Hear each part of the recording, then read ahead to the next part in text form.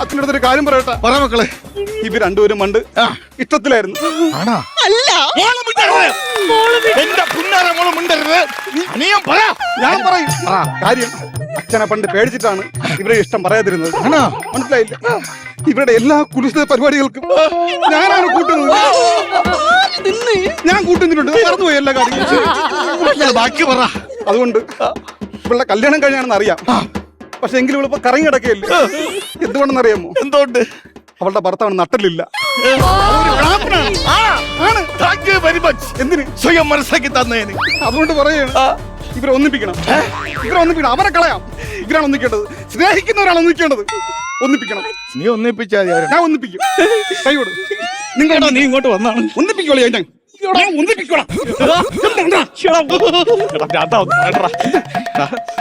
ആരെന്ന് മനസ്സിലായ? അത് നിമിഷയുടെ അച്ഛൻ. നിമിഷയുടെ അച്ഛനല്ല, പിന്നെ നിമിഷയുടെ ഭർത്താവാണ്.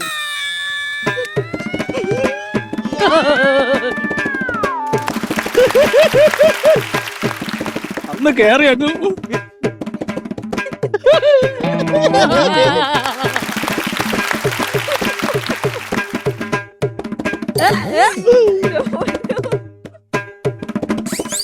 ഞാൻ ഒരു കാര്യം പറയട്ടെ. എനിക്ക് ഭ്രാന്താണ്.